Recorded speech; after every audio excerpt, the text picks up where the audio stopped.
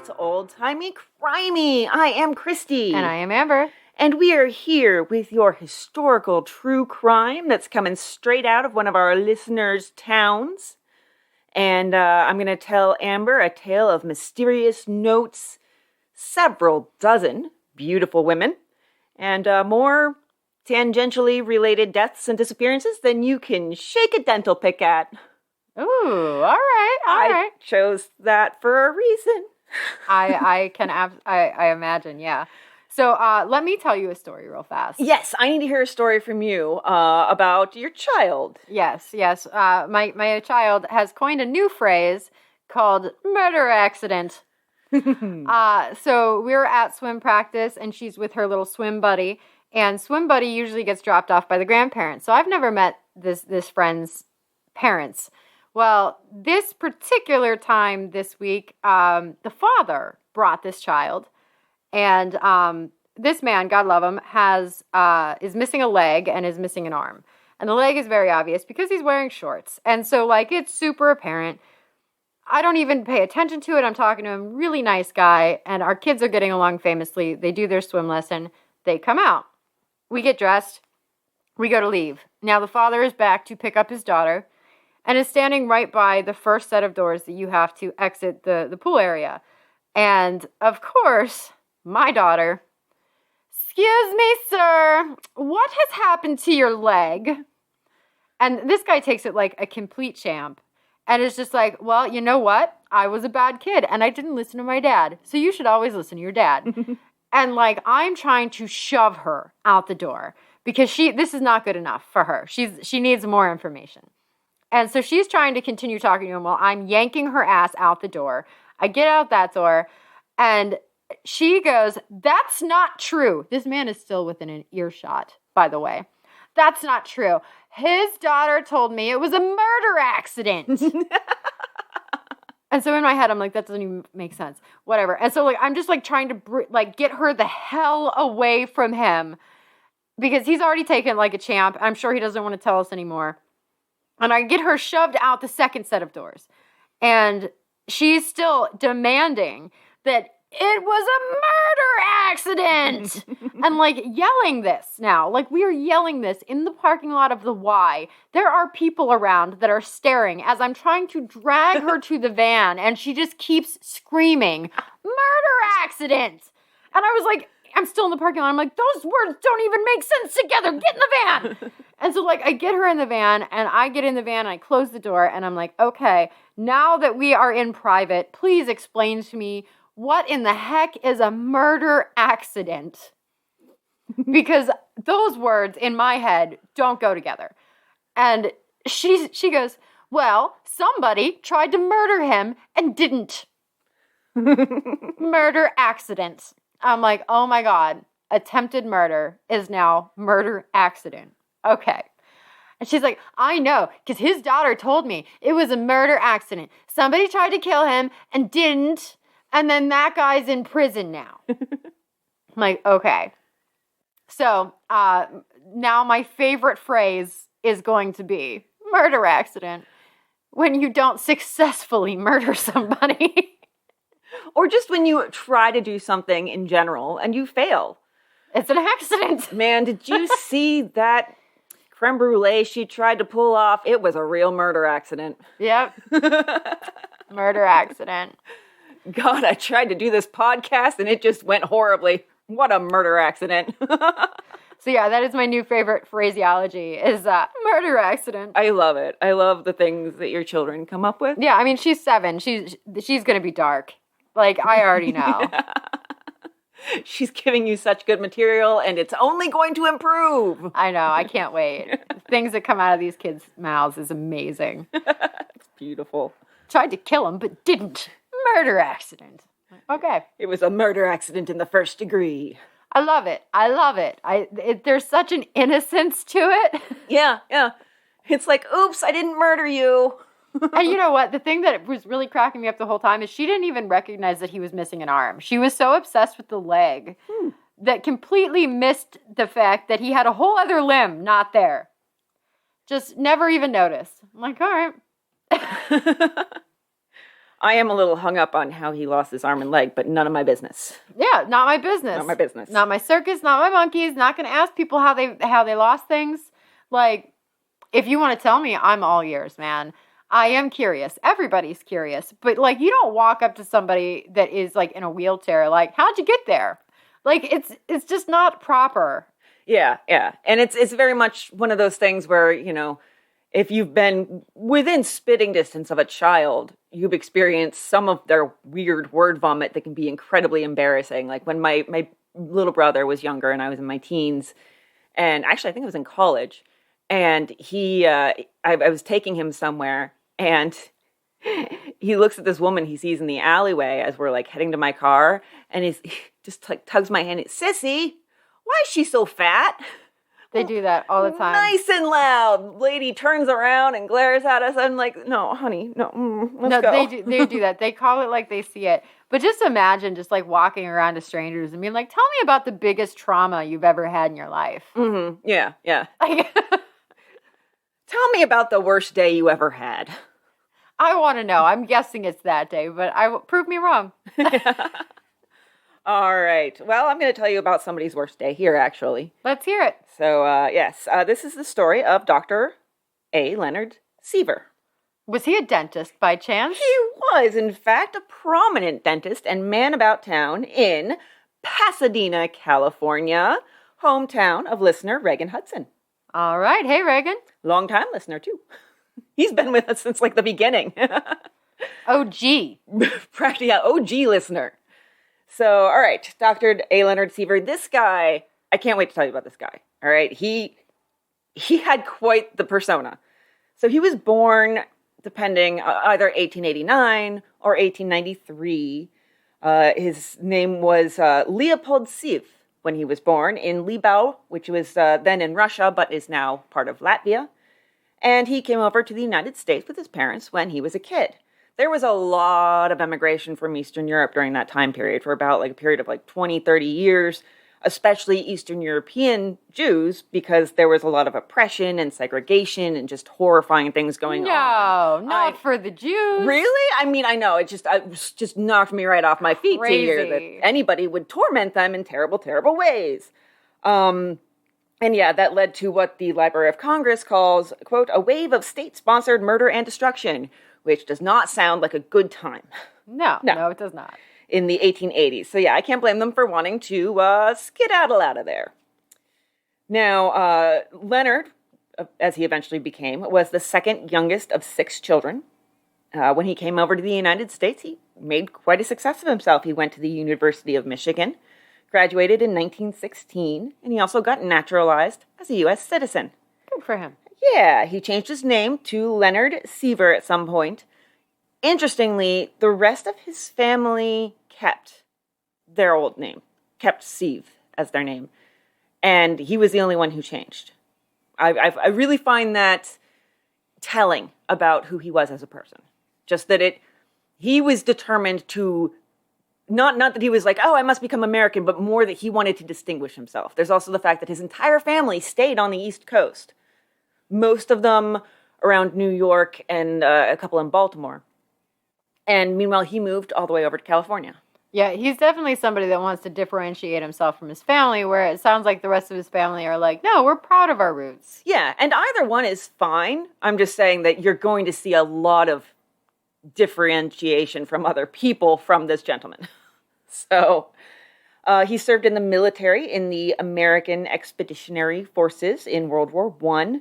There's actually an undated photo of him in a military uniform with a young woman who's also in a military uniform. It's basically like the standard doughboy uniform that you would see in any World War I movie. There you go. Yeah, and I mean, she's not named, but as far as where she is enlisted, I was able to figure out that probably she was in the Navy, because there was no provision for women's uniforms at that point in time. Women were given guidelines and told to buy or make their uniforms. So generally a lot of like group pictures, they'll look mostly the same because they probably all helped each other out, shared fabric, etc. But, this particular division would look different from this division or whatever however they divide people. Yeah, based on what they had available to make their uniform. Yeah, exactly. So another thing about Leonard Siever from his war days is that friends said he had quite a fear of firearms. It bordered on a phobia. And you should join the military if you're afraid of firearms. That makes sense. It was thought that didn't come along until after his time in the military. Okay, fair. Lots of guns there, and might be enough to stick with you sometimes, I would imagine. And also, we didn't know that PTSD was even a thing. So after that, he moved over to California, to Pasadena, and studied dentistry at the University of Southern California. Now, he did have all those other siblings. They were all still alive. But by 1933, the only one that anybody knew about was his sister, Mrs. Rose Dinkowitz of Norwalk, Connecticut. So yeah, I'm pretty sure everybody lived on the East Coast just because that's where they were buried. A lot of them even in the same cemetery. So he set up a practice in Pasadena, his own little dentistry practice. And now he had a roommate, Dr. Francis P. Weston. That name is familiar to Amber and to our patrons, probably just vaguely, but we had one of our bonus episodes that we just recorded for over on the Patreon, and I read some old-timey newspaper stories, and a couple of them were about this Dr. Francis Weston in California who pumped a kid's stomach when he swallowed sunscreen, or what passed for sunscreen back then, because apparently it was mostly carbolic acid. Put the lotion on the skin or else you get the hose again. I guess so. The hose down your throat? Yeah. Very well. Yeah, you set that right up. I don't know if you intended it or not, but either way it works. We're just going to go with it was on purpose. Sure. So yeah, he did a lot of that. He was working in the emergency department. I went down in a little bit of rabbit hole with him because I was trying to figure out this living situation. Because at first I thought it might be one of those cases of, despite some of the things we're going to hear about Dr. Leonard Siever, I still wondered, is it one of those cases of bachelor roommates? Brown chicken, brown cow. Exactly, yeah. So I wasn't sure if that was, it was kind of a cover. Why did they get bachelor roommates where women got spinsters? I know, right? Spinster sisters. It comes from something. They're not sisters. They share a bed. So I was confused about how this was set up. It seems like he was friends with Dr. Weston and boarded with him and his wife because Dr. Weston was married.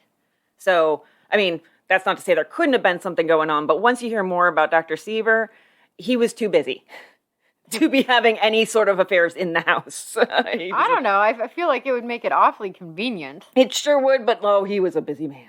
He was a busy 15 minutes, nothing.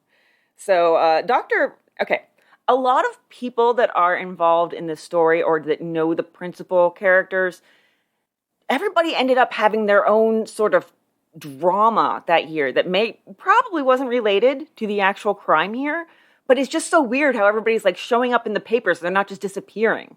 So August 1933, Dr. Weston, after showing up in the newspapers with all these amazing tales of his medical prowess in the emergency department, he was let go because of what seemed like some sort of conflict with the department head. And people were trying to get him back in the hospital. Like the Moose Club sent a letter to like the city trying to get him back in. But that was not happening. And also in April 1934, he lost his special police commission, which he was sometimes referred to as the police surgeon. So they're standby doctor, I guess. I wonder what he did to mess up so bad. Yeah, I don't know. They said they were culling. They were trying to reduce the numbers because it allowed it allowed civilians to carry a gun and a badge. So they were trying to cut down on that a little bit. Yeah. That's what they said. We went back and looked and decided this was not a good idea. Yeah, we don't know what we were thinking. It's like when the IT department reaches out and be like, do you really need the Microsoft suite? Because we're trying to cut back those numbers. Budget's gone down a little bit. We're going to need you not to walk around with a gun anymore. Yeah. They probably just figured out it was a bad idea. And they're like, we're just going to take these back now. Yeah. So, who knows what started that, but it's just so strange. Everybody's drama. You're not going to believe it. But back to Dr. Siever, roommate of Dr. Weston. The Santa Cruz Evening News called him, quote, a well-set-up, handsome, gentlemanly fellow who worshipped music. That was Dr. Siever when he wasn't courting some beautiful woman. He spent all his spare time studying, preparing himself for work at the Harvard Law School. So he was leaning towards leaving dentistry to study law. And I've had a little treasure trove when I was researching this case. UCLA has an entire archive of forensic history photographs. Oh. Amazing. There's like 4 pages of photographs related to this case. Guest books from his house. His like address book, pages from that. Neat. Like, it's absolutely insane. And one of the things was this 3-page autobiographical statement he had written about himself. Wow. So I have his own words. I'm just amazed how much I'm able to find out about somebody here from himself. It's a nice change of pace. So when talking about that, how he was leaning towards studying law, he said, my sense of fair play and justice is calling me rapidly to the study of law. So a little shift in his career path. Okay, little shift, but this always makes me concerned. And this is why. You know, in college, a lot of the girls that are studying psychology are so they can mask their own mental illness better. And so when you tell me that you want to study law, and this is a true crime case, so somebody did the crimes, I'm starting to think that maybe he wants to know how to mask his crimes better. I'm just going to throw that out there. I mean, who knows? I do want to state for the psychology majors and psychologists who are getting mad at us right now, for many of you, it's more like, I've suffered from mental illness. I want to help other people with mental illness. Okay, that might be fair. That was just my college experience. Amber took the far more cynical view. I tend to be more cynical. I apologize. And why are we singling out women? So that is what I distinctly remember from my psychology class. Because, people would talk to me and be like, yeah, well, I'm bulimic. And I was like, maybe I should rephrase. They want to understand their own mental illness better. And it was women actually talk about feelings, men don't. That's true. I mean, to go a whole different sexist route, yes. we're picking all the sexist routes, and that's fine. I was just there for a prereq, so I don't know. I didn't belong with that whole group of people. Don't cancel us. We just paid for an LLC. No, it's okay. I believe the worst in everybody. I think in fairness. I think it's funny because we all have, I don't know, maybe things about our mindset that we don't even recognize until somebody else is like, wait a second. Why do you think all women psychology majors are trying to mask their mental illness? There's not a lot of male psychology majors. I didn't know too many psych majors during college, actually. I can't even remember. Most of them were communications and English and stuff like that. I mean, some in the sciences, but mostly. Quick side note, though, at the time that I was in this class, I also slept through most of it. And the psychology professor would use me as an example of sleep deprivation. Exhibit A, students. Here we have Amber, the walking demonstration of why you should get a good night's sleep. Well, yeah, because he actually used me because I fell asleep in the class one day, and he goes, I want everyone to notice that she never even fell into REM. She went straight into the deep sleep. That is an exact demonstration of what sleep deprivation will get you. You'll have that shorter REM, and you'll feel less rested because you're skipping that because your body's just trying to keep you alive. And he informed me of that when I woke up at the end of class. I was going to ask, how'd you know he told you, or he said that, because you were sleeping. Yeah. That's...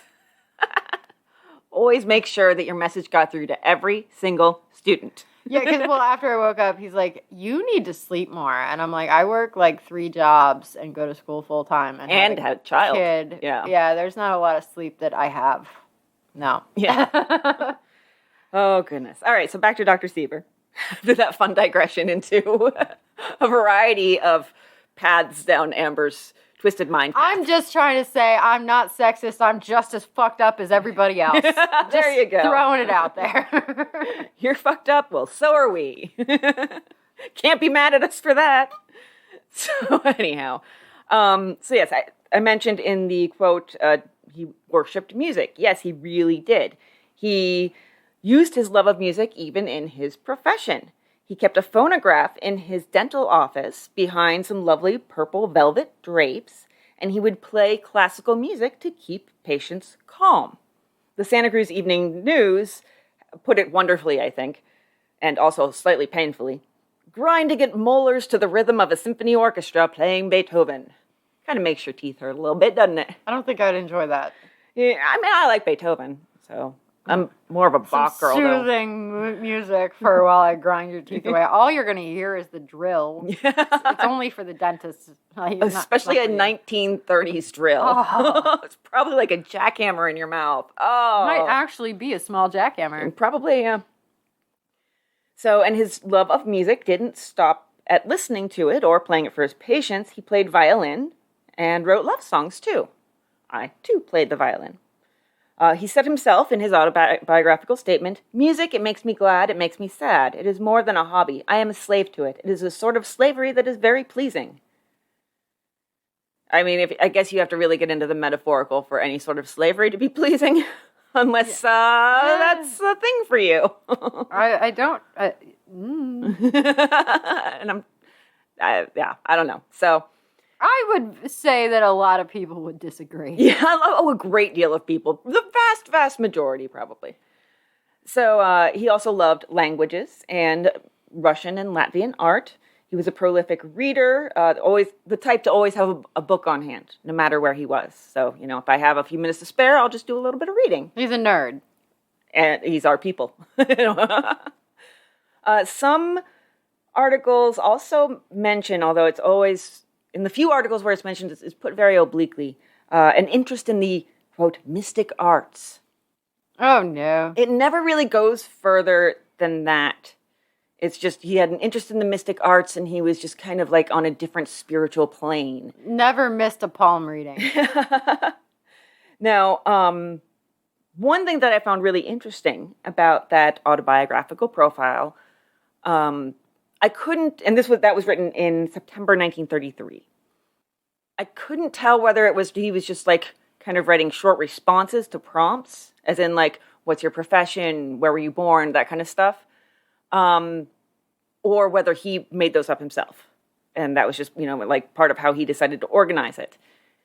It could have been an assignment. It's an assignment of some kind, or maybe an autobiographical sketch for his entrance to Harvard, if that was something they required. Yeah, because a lot of that stuff would require essays. Mm-hmm. And so maybe he was just doing like writing prompts to write an entrance exam. It was just hard to tell whether this one section was something that he included or whether it was a question being asked. So did he choose it, but it didn't matter because it was a section called Strange Incidents.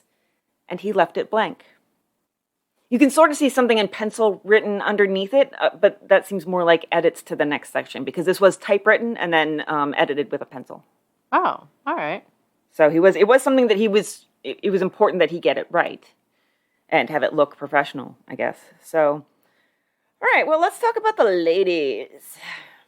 Because Dr. Siever didn't just love music and books and languages, he loved the ladies. Loved. He was a cunning linguist. He was quite the cunning linguist. In both his, he loved the ladies in both his personal life and his professional life. Women figured prominently among his patients, with many of them hailing from Pasadena's Millionaire Row. Ooh, we like the rich ladies. Oh, did he? And he spent a lot of time with ladies. Investigators looked at the records at his dental practice and found that he had a veritable revolving door of office assistants. All were women or girls. 17 of them in total had traipsed in and out of the good dentist's life and payroll over just 3 years. That's a pretty high turnover rate. It is. That's like restaurant level turnover. I wonder what his bend-over rate was. Yeah. Now, on average, that's a new assistant about every 2 months.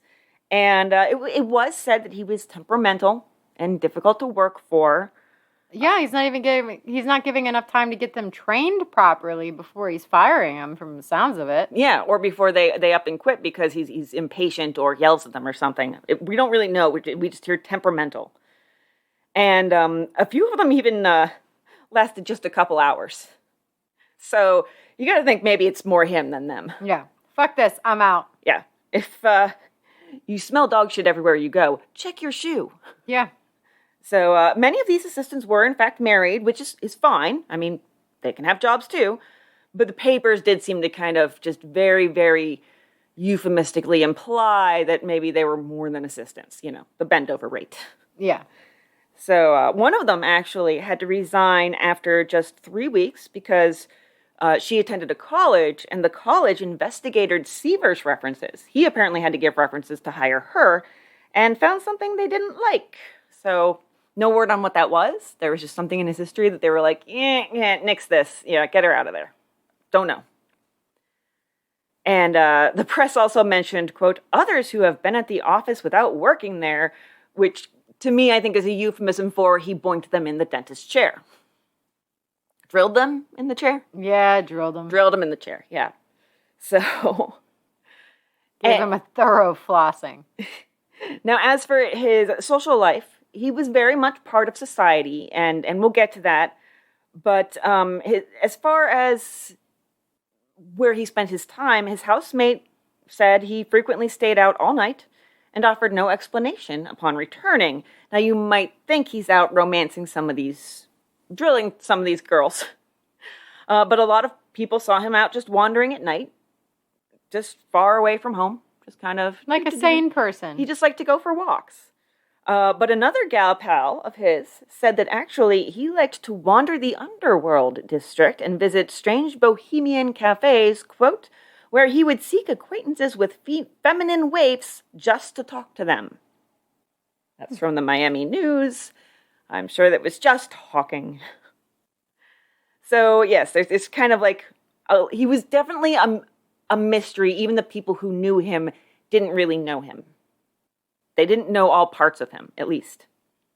So, a movie extra named Eleanor Johnson told the press that Dr. Siever, quote, would try to make love to every woman he went out with. Everything he did for show. He told me he liked to take me fine places because I was young and beautiful and focused attention on him. I'm pretty enough to go out with them. Neener, neener, neener. But if she's reporting accurately what he said to her, I like to take you places because you're so young and pretty that everybody has to look at us. If that's another thing that tells you a lot about his personality. Yeah, you are a trophy on my arm. Exactly, yeah. And I want people to look at me. Look at me, everyone. And my trophy, I suppose. So Eleanor said that he had proposed to her a bunch of times, even though she told him flat out she wasn't in love with him. And he also lied about his age. He claimed to be 28 when he was actually in his late 30s, depending on whether he was born in 89 or 93. She also said that he had this sort of strange moodiness, and it scared her. She was never entirely sure what to expect, He could turn on a dime, maybe. In fact, a colleague said, quote, he could turn his charm on and off like a faucet. He was a man of many and varied moods. Okay, so he sounds like somebody that should probably be medicated. I mean, he's just a little bit... He's compartmentalized, I think. He's very compartmentalized. He sounds like a sociopath.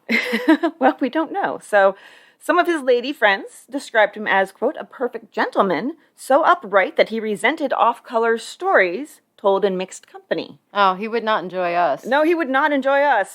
Sorry, Dr. Siever, but we're doing this, and, we've already been off-color, so. But he had blurted out at one point that he had, quote, a purple secret, which if you try to Google purple secret, you just come up with this book that I actually really want to read about a physical disease that passed down through the English royal family. I couldn't find anything but that. Amber is now immediately Googling. She feels like she has to rise to the challenge. Yes, anytime there's a challenge, I want to know. So, yeah. The papers did give an explanation for it. Okay. They said it was a love child existed somewhere, perhaps. Perhaps. But he really didn't talk about his past too much. There were some people who got the impression that he recently had experienced some romantic disappointment. A fellow doctor said that Siever told him he'd lost all faith in women because his main lady, whoever she was, nobody knew, had cheated on him. Okay, so of all the things we know about him, we know that he loves the women, and definitely younger, but he also sort of liked things that women stereotypically liked. So there is no doubt that Dr. Leonard Siever was strongly attracted to young and pretty women, yet always his ardor was that of the aesthete, that is a hard word to say, rather than the lover. He built himself air castles on a rare cultural plane and invited those he knew and cared for to dwell there with him. He had feminine tastes without being effeminate. He would attend women's club meetings and women's teas and women's social functions, sometimes as the only man among them. He loved fine paintings, jewels, and even old lace and feminine trinkets. He's a little magpie. Yeah, he might be. Yeah. So let's talk about his society work, what people in the public knew him for on those, pages about what all the rich people are doing. There's a vibrator called Purple Secret. Why am I not surprised? That's actually a really good name. So he was the founder and president of the Artist Student Endowment League, which, quote, fosters and helps young artists through scholarships. And he was a member of the Pasadena Playhouse Association, the Hospital Auxiliary, and treasurer of the YMCA Men's Breakfast Club. Then, so we have him, out in society, and everybody's hobnobbing, and there's some philanthropy in here, and he loves women, he treats them well, and then we get a couple of stories that hint that maybe we don't know everything. 2 Pasadena social organizations had asked him to resign because of his attentions to women, and at another organization, it was said he'd made a remark to a lady guest and got a slap in the face for his trouble. But one way or the other, he was always had at least one woman on the hook, probably 5 at a time. And here's a note he wrote to an unnamed lady in 1933. So we have a little bit of his communications with the opposite sex. Try this crossword puzzle. 4-lettered word, begins with K, ends in S. Sometimes it ends in trouble. At times ends well. Is undignified, is informal, is reasonably misjudged, but is darned sweet, and is enclosed herewith. Leonard S. So, basically, he's sending her a kiss. Smooches. He also said himself that when asked on that biographical sketch about something that set him apart, that he didn't send the usual Christmas card. Instead, he sent, quote, a message involving principles of ethics or a bit of philosophy, usually in connection with a photographic reproduction of a well-known painting or a piece of sculpture, and I mail the message to as many of my friends and patients as my spare change for postage will permit. And then said that he usually sent around 1,300. Yeah, that's spare change. That's a lot of spare change. That's a decent amount of spare change. And he was so interested in this that in September 1933, when he was writing this, he already had themes planned for the next few years. Wow. For his Christmas cards, yeah. I'm just happy there's a decorated tree in my house. And I was mainly the supervisor and maker of mulled wine because of my, surgeries. 1,300 Christmas cards. I've never even sent a single one. If I send 10, I'm like, oh my God, that was exhausting. I need a nap. I don't think I've sent out cards since I had to do thank you cards for a wedding. It's been a couple years, but yeah. Oh gosh. So his themes that he had planned were disarmament, and then one was going to have Rodin's The Thinker, the marble statue, chin on the hand, and then something about Tchaikovsky's Sixth Symphony, along with a plea for a concert of all nations, which I was unclear which version of concert that meant, but knowing his love of music, Probably just a lot of nations playing music together. Everybody send me your best string players. I'm going to need a cello, a violin, just a few other things. But send me your best musicians. From every country. It will be a concert of the nations. So basically, he's like, I think of him kind of 1933 Fraser Crane. Yeah. Yeah. I'm getting that vibe. It's that kind of vibe. And Fraser Crane, that man could pull tail. Somehow, yeah. My God, Probably just because it was fictional, frankly. I mean, he had women practically lined up at his door for him to mess up relationships with. Like, man. The brown suit. The brown suit is really a turn on, I guess. Must be. All right, so let's talk about one night in December in Pasadena. Just a few weeks before Christmas, actually. December 12th, that night, and then going into the morning of December 13th, it was a stormy, stormy night in California. Rain soaked the grass as Tuesday slipped into Wednesday. I feel like that's a lie. More than 3 inches of rain fell that night. No, just that anywhere in California has grass. Oh, well, it was 1933. Maybe they did back then. Maybe they did back then, yeah. So, and that night, on the night of December 12th, Dr. Siever was supposed to meet a lady, Mrs. Frances Cohen Cook. Now, you heard the Mrs., but she is a divorcee, as the papers always rush to tell us. So she was a society type. She was a debutante in 1928 and she was called one of the most popular debutantes of the season. Oh. Her life was not without drama. She had a whirlwind courtship that ended in an elopement in 1930. Gasp! Well, her mother had heart trouble, it was said. Now, they came home, and it said, even in the newspapers, it said all was forgiven. But a few weeks later, her mother had to be rushed to the hospital after swallowing a quantity of Lysol. Oh, my. Yeah. So I think there was more going on than just heart trouble. And, her mother survived, but still really something. Now, I, as a person who is unhappy with both my teeth and my ears, I really hate saying things like this. But when I write them down, I have to read them. And that's not my fault. I didn't do that. You wrote it, though. Shh. Okay. Don't tell anyone. That husband of hers, he was all ears and teeth. I'm going to say, I got to sign in. Oh, is there a picture? Mm-hmm. Oh, wonderful. Mm-hmm. Yes.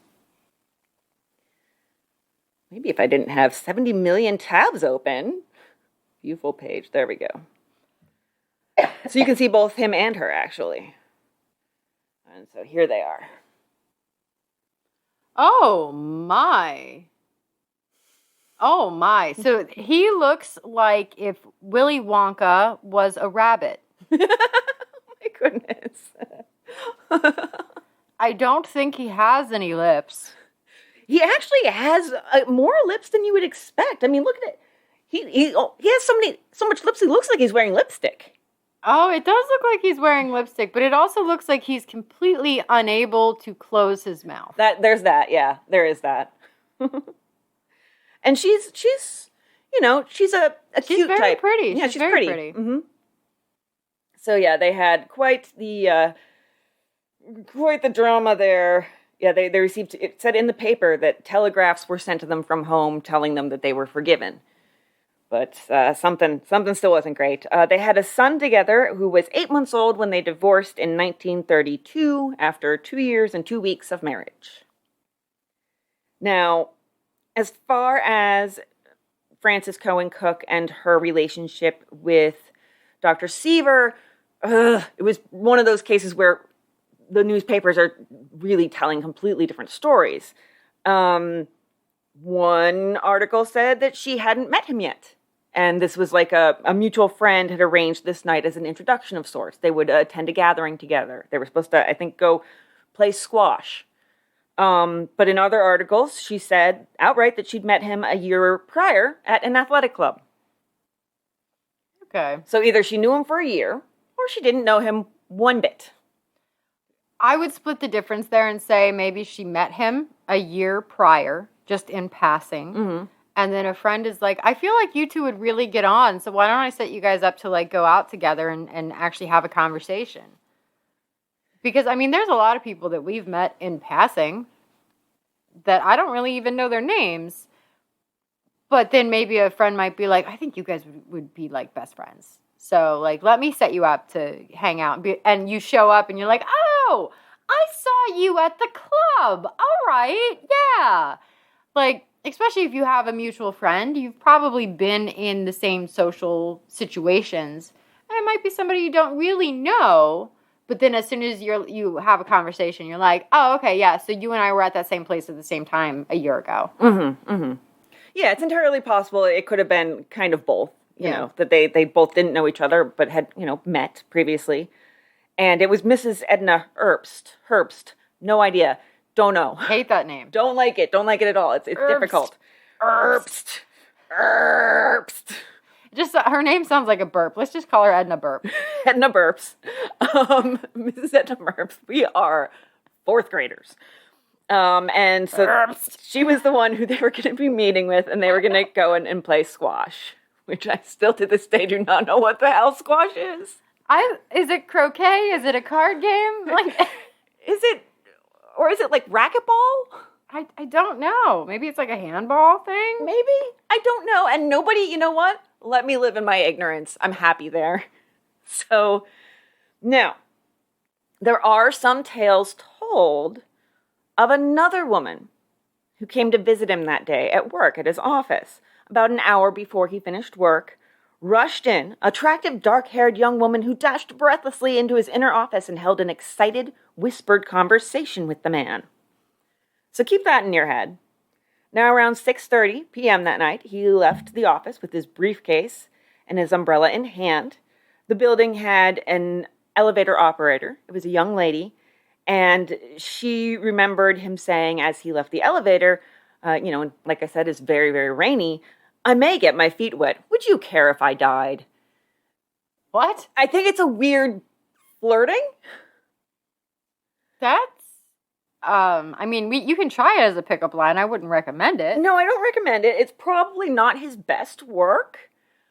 He probably walked out of the building and was like, would you care if I died? Why did I say that? I hope he did. I hope he did walk out like, what the fuck? What is wrong with me? Note to self. Don't ask women if they'd care if I died if I went out into the rain and got my feet wet. What? It just seems silly in retrospect. Sounded better in my head. So yes, he walked from the elevator through the lobby and then to the street. Now, a weird parking situation here. It seems like there wasn't any parking around his office. In fact, he would always park 3 blocks north on Madison Avenue at the Scottish Rite Cathedral. Now, one article says it was behind. Some drawings that were made, illustrations, seem to imply that it was in front of the cathedral. If you look at it now, you can see that the parking lot is next to it. So he would most likely park in the parking lot rather than on the street. And, otherwise, why park 3 blocks away at that same place? You know? It would seem like you just find the spot closest to your office. And so it seemed like also I saw pictures of his car and the building, and it really seemed like it was still on the side. So I'm just going to say it's on the side. Makes sense. Yeah. And he goes to his car. Meanwhile, Frances Cohen Cook had gone out for dinner and on a little drive with her friend, Dr. Carl Wagner. They'd been friends for a long time. He was a kind of renowned surgeon in the area, very up and coming. Now, he knew about her planned date with Dr. Siever, and he did not approve. I think he thought, this is a man about town. I've seen him, love and lose dozens of other ladies. He's just going to do the same to you. Guy can't settle down. And, you've got a kid.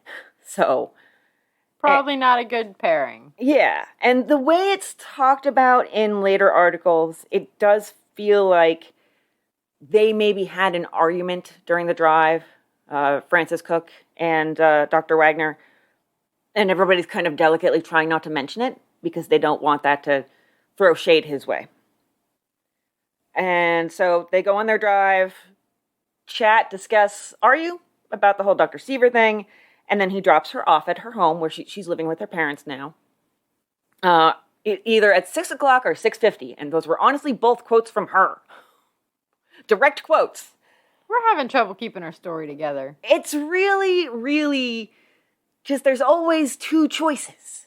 And when it comes to when somebody was born, what year? Okay, a 4-year difference. I mean, he was in his mid to late 30s. Okay. But when we're talking about times and crimes, it's kind of important. Somewhere in the 6 o'clock hour. Maybe 7-ish. Yeah. But to that point, how many times do you actually know what time it is? Oh, certainly. Although there was a period of time. One of the reasons I read that we have during, I think it was more like Victorian times, but honestly, I don't know. When the watch, especially the pocket watch, became a thing and was a status symbol, everybody actually seemed to know the time more because they were like, allow me to look at my pocket watch. I am Lord Fancy Pants. I don't even know what fucking day it is half the time. I didn't realize it was my own mother's birthday until like 4 o'clock. Happy birthday! Happy birthday, Mom! I just don't know what day it is anymore. So when I went to save the file from our bonus episodes, I was like, and it wrote the date, and I was like, oh, that's my mom's birthday. But like, there are seriously times that like I'll get involved in a task and I will lose hours. Mm-hmm, mm-hmm. So if you ask me what time I thought something happened, I might say 1 o'clock, and it was 4.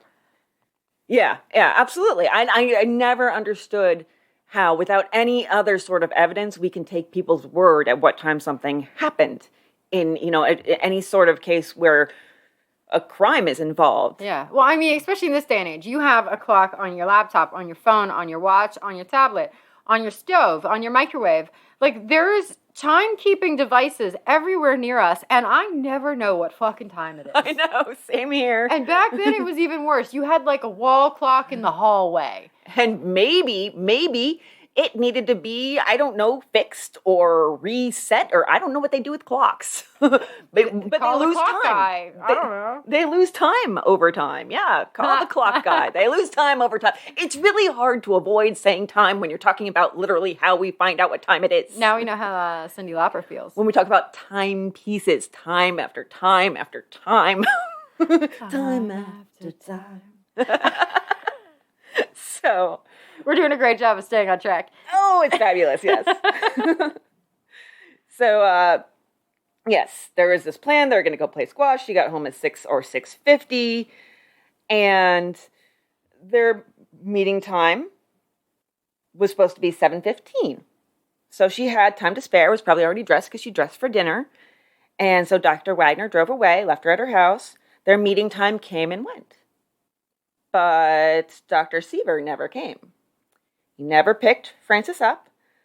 And she only lived about a mile and a half from his office, about 2 miles from the Scottish Rite Cathedral where he parked his car. It's not like he had to drive an hour to get there. He left with plenty of time to spare to possibly even go home and change because he lived in that vicinity as well. So he never showed up, but he was found dead the next morning. In the parking lot? In the parking lot. 4:50 a.m., a milkman found him. Siever's body was lying in the parking lot of the Scottish Cathedral next to his car. The milkman at first thought he was just a drunk. That seemed to be really popular back then. It's either a body or a drunk guy. Probably a drunk guy. There's more drunk guys than bodies, just statistically speaking. I mean, that's probably true. In our general vicinity, not counting graveyards, where hopefully you don't see the bodies. So you shouldn't. Fingers crossed. But pretty soon the milkman realized, oh no, that's actually a dead person. So Dr. Probably right after he like shook him, like, come on, dude, wake up. Wake up, buddy. Come on, you're come on. Stiff. How long you been out here? Oh, shit. So Dr. Siever lay on top of his umbrella and his briefcase, which had not been touched, hadn't been opened. He actually carried around probably his book that he always carried with him, and also music. Just carried sheet music around with him that he was working on. His right pocket was turned inside out. His wallet and his watch were missing. Now, the cause of death, not a mystery at all. One newspaper described gaping bullet wounds in the head and chest. All right, somebody wasn't playing. And also, this wasn't a robbery. We took the wallet just to try to make it look like a robbery. If this were a legit robbery, I'm telling you right now that briefcase would have been gone too, because you don't know what's inside of it. Absolutely, yeah. You would have taken everything. That's a Probably the fucking car, too. Why not? Yeah, that briefcase is just a fun present for later. Well, the thing is that not taking the car was probably a really smart move. I mean, that's fine, but still, you would take the briefcase. Well, just because it had rained so much that there was, no evidence left at the scene. Very little to actually go on. If you'd taken the car somewhere else and then they found it, they might find a print or something. So there was some speculation that the killer had hidden behind one of the big stone sphinxes that flank the cathedral entrance and shot from there. Maybe hid... Okay, again, I don't think people have the configuration right. They really like to place him close to the sphinxes because some people call it the sphinx case. But the sphinxes were in front. Like I said, the parking lot was on the side. Maybe you could hide there and then, slip out, but you can't shoot from there. Yeah, you could hide there and then follow him. Yeah. So it was... it just kind of drove me nuts. Everybody was like, no, we have to get the sphinxes into the picture, when meanwhile he was on the side of the building and those are in the front. It just playing up some detail just for more drama. They would mention it in the newspaper articles too, as the sphinxes looked on silently, stuff like that. They were staring straight ahead, motherfucker. There was so much drama. Just gallons and gallons of purple ink spilled in the newspaper. People really liked to get out the big thesaurus and just go to town. I don't need one synonym for every word. I need 5. Make this really, really bold. Bold. Yeah, it was absolutely nuts. So the police knew how he died and the general idea of when and where. The who and the why were the big question. This I found to be a really great quote from a newspaper about the case, and I guess all other ones. Following the time-honored police theory of first find the woman in all crimes of violence, they immediately began combing the state. First find the woman. If there's somebody dead, find the woman. A woman involved. So you gotta love that. And what they found were brunettes, blondes, redheads, married women, divorcees, the unwed, debutantes, society matrons, actresses, 50 women, all beautiful, desirable, much sought after. I love how you said unwed, like undead, like all of a sudden we've got zombies. Absolutely. The unwed. The unwed. Watch out, they'll eat your brains. That's why nobody likes a spinster. That's it. That's it right there. Spinsters are actually the real zombies. There you go. We've solved mysteries. Watch out for your spinster aunt at Christmas time, guys. She might try to eat your brains. She needs her feast too. So, but yeah, these are the women that they found associated with him in one form or another. Over 50. Over 50 women. Yes. He got around. He got around. So let's talk about the who and the why. Now, like I said, there wasn't much evidence on the scene, but in a retrospective, this murder was called the Case of 1,000 Clues. Because it's all clues related to who he was as a person and his life and the people around him. And all the clues seem to point towards a variety of motives. The criminal underworld, just a plain old holdup, a crime of passion. Quote, possible motives ranging through jealousy, revenge, extortion, hoodlumism, and fear cropped up wherever investigators turned. Yeah, I mean, okay, so you have 50 women. It could be any one of those 50 women because they were jealous of the other women. Some of them were married or divorced, so it could be those husbands. Or it could just be friends or other suitors that were jealous that you were going after their woman. Or it could be related to owing someone money, or you know something you're not supposed to know because of some association with the underworld. You mistreated someone, or some people think you mistreated someone and they're after you for revenge. I feel like there's probably a lot of people that could have wanted him dead. It does seem that way. Yes. I did really like the word hoodlumism. Hoodlumism. I practice hoodlumism. I'm a devout hoodlumist. I would say that I am as well. So now, despite his life full of attractive and wealthy women, some of the press wasn't quite letting themselves get too attached to that idea. A Santa Cruz Evening News, I hate that it rhymes, article insisted that this was not a case of hell hath no fury like a woman scorned. Oh, it's not? They say it's not. Okay. Because women don't have firearms. Is that the reason? Oh, who knows? You can't shoot a gun with boobs. Oh, that must be it. Yeah, absolutely. Everybody knows. Those damn boobs, they just get in the way of everything. I can barely function. But there were so many tales of the women in his life. And there was documentation of the women in his life. Steamy love letters from women who insisted to the police that they were only friends. Other steamy letters where it was really obvious that they were more than friends.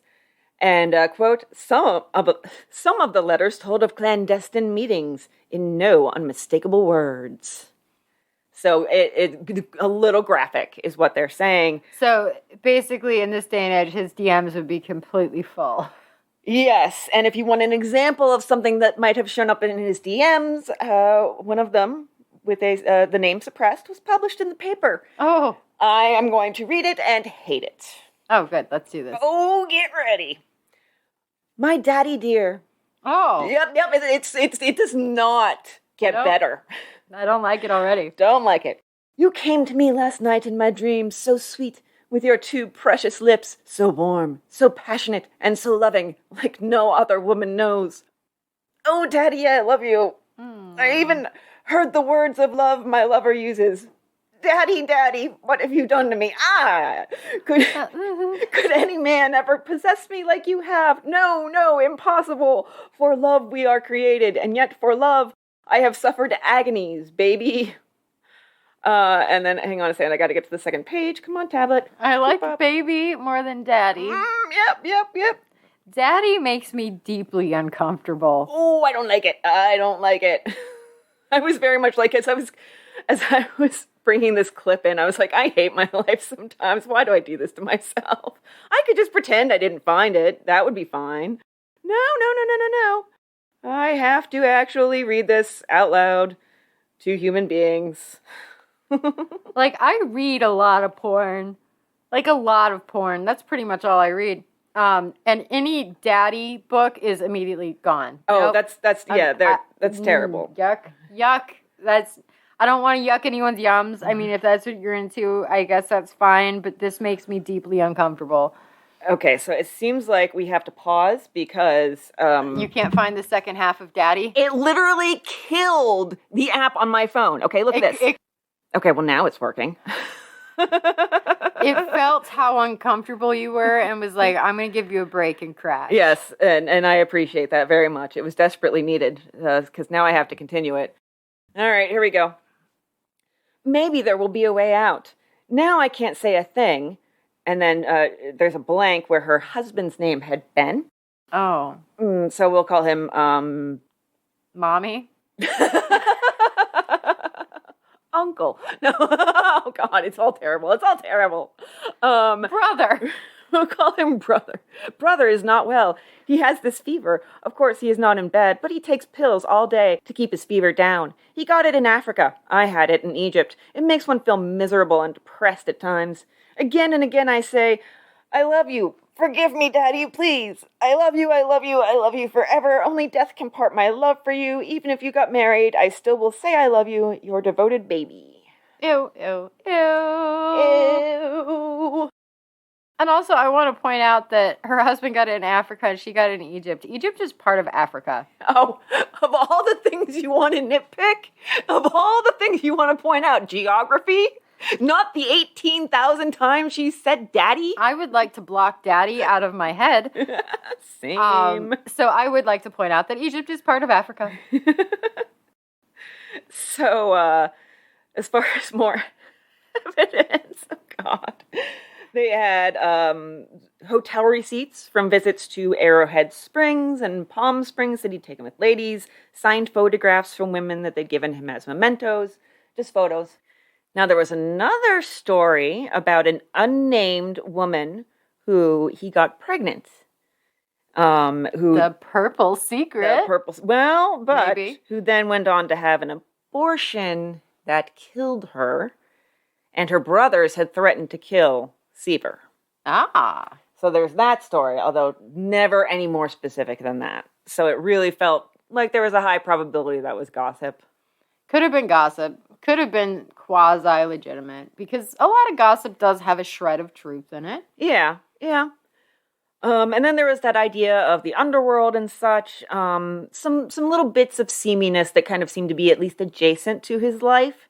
There was a gambling spot near the murder scene, and police wondered if maybe there might be a connection there. You know, gambling, the underworld, somebody was mad at him because he won or something, or, you know, he had a bunch of cash in his pocket and that's all they wanted. But they looked into that and ultimately decided to throw out that theory. There is another vague mention, again, of him walking from his office toward his car with a woman, and they appeared to be arguing. Somebody who had a store on his route from the office to the parking lot saw them through the window. But again, it's December, it's 6:30 at night, it's raining and dark. Yeah. You're looking at them through a window. I don't know how certain you could be at identification and at seeing what's actually going on. So it's just all these little tales that have, you know, no real evidence, nothing hard supporting them. Now, as for other evidence, a few things were found on him. There was a note found in his pocket. It read 11 p.m. Tuesday. And this was a Tuesday. It might have said 11:30 with no indication of AM, PM. That's how it was portrayed in some articles and other articles. You get it. Sources very wildly. Oh, do they ever? And it might have also said Rockwell as like a signature, or maybe a place name, something like that. And that came up pretty quickly that it was from Mary Rockwell, who was one of his patients. She said it referred to an appointment with him. I don't know. She said she'd known Siever for several years. They were just friends. But, quote, Mrs. Rockwell revealed that she had kissed and embraced Siever affectionately as she prepared to leave his office. And that was the day of the murder. I threw my arms around him and said, "Here's a Christmas kiss for you," she told officers. He seemed quite taken aback. So, she did say their relationship was entirely professional, but one wonders at that tale of a woman who came to his office all in a tizzy an hour before he left and was seen whispering to him. Yeah, how many times have you kissed your dentist? Well, she did say their relationship was entirely professional, but so did a lot of ladies. And then there was an actual letter found on his body, dated December 1st, less than 2 weeks before the murder. We have the text. Chez Monsieur, you are a good one. Undoubtedly you will make an excellent lawyer. Don't hesitate to use my name as a reference for your ability as such. Your recent deal with me has proven it beyond any question, and I want to congratulate you. As for my teeth, I am going to have them attended to by my previous dentist. In the meanwhile, if you feel justified paying your debt to me of $2, you may do so. Very truly yours, Leon G. Lyon. And he says, in a P.S., the word monsieur in the letter chez monsieur is always spelled with a capital M, regardless of what your feelings might be towards that person while writing to him. All right, so first he said, you're going to make a real good lawyer because you're just an asshole, is basically what he's saying there, if you read between those lines, you know. You're going to make a great lawyer. I've seen you act like a snake, is essentially what he's saying. And so what happened here was Leonard G. Lyons was another doctor. He knew French very well, and he and Dr. Siever were exchanging services. Basically, he taught Siever French, and in return, he got discounted dentistry, but now he was being kind of pissy in this letter because Siever didn't hold up his end, and he actually owed Lyons $2, which is $146 today. Okay. So he's basically like, hey, you're a dickbag. Give me the $2 you owe me. And also, you suck at French. Yeah, essentially, yes. Your French was inappropriate. Bonsoir, monsieur. Bonsoir. I don't speak any French, so. It's good evening. I think I can't remember my French. But anyhow, it doesn't matter. But remember we mentioned earlier that someone said Siever had a relationship end. The woman had been unfaithful. He'd lost all faith in women because of it. That was Lyons. So it seems like their friendship was a little more than what he let on and what that letter seemed to imply. Because it didn't seem like Siever was one to tell just anybody that. Yeah. Now, a woman friend of Dr. Siever stepped forward in the immediate aftermath of the murder. She was Mrs. W. Paul Loveland. Actually, her name was Ethel. Took some digging to find that. And she said that she was a trusted pal of Dr. Siever's, and she said that Dr. Siever's estate and affairs should be handled by Wheelock Pooler, who she said was his friend as well. This is not actually how things work. I don't know what planet she's on, but you don't just step forward when somebody dies and says, okay, I think that so-and-so, Jim Bob over there should handle his affairs. We were great friends. I know that this is what he would want. Exactly. No, he had it all. It was already set up, or his sister came out and took care of that shit. Now, Ethel Loveland. The papers just almost casually mention, when they discuss her, about her husband's mysterious disappearance. Oh. And they say several years ago, well, it was around New Year's 1929. He went to Yuma, Arizona after Christmas and was never seen again. He was a World War vet, and he was also an architect and sportsman. And the architect actually, when you look up his name, if you look up Paul Loveland, you can see examples of his architecture still standing in California today.